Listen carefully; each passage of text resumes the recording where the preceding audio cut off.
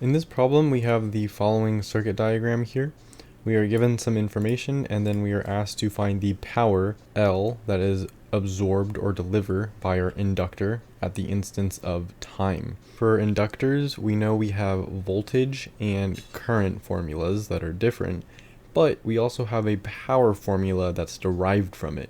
This can be found in the notes linked below, and it's going to look like this. We are going to have our power, P of L, equal to a plus minus L times I times di times dt. And we want to find our power here, so we don't know what this is.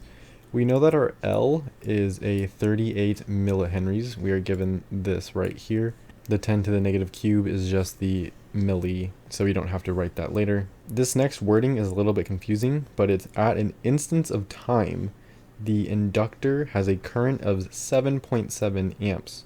So that means that this is our I. This is our 7.7 amps. An instance of time, we can just zero this out. So this is going to be basically 0. This is increasing by 18.6 amps per milliseconds. So this is going to be the upper bound for our t. We'll just call this t greater than 0, but this really represents the upper bound.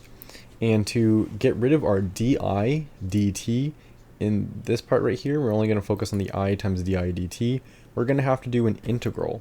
We know that our integral is going to start at 0, and then it's going to go to 18.6, and then I'm going to multiply this by 10 cubed amps. 10 cubed is basically the inverse of our milli, since it's on the bottom. And what we're integrating is our current with respect to t. We know that our current is 7.7 amps. So we're going to plug this in. Now we have our di over dt. We don't have any dt's in here. That means when we take the integral of this, we're going to get a 7.7 times t. And this is our integral. And now we're going to have our lower bound, which is 0, and then our upper bound, which is the 18.6 times 10 to the cubed amps. If we plug this in, this is the equation that we are going to get. So now we just have to plug the 7.7 times 18.6 times 10 cubed into a calculator.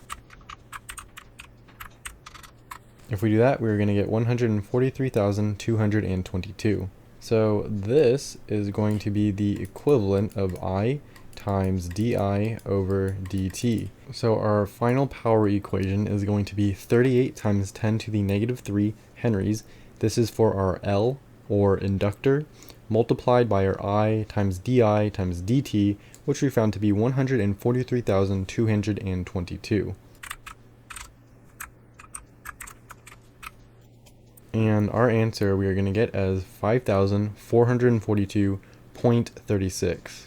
That is how you do this problem. If you have any questions about the material covered here, you can leave them in the comments below. If you want more introduction to circuit analysis, there will be a playlist next to the notes in the description.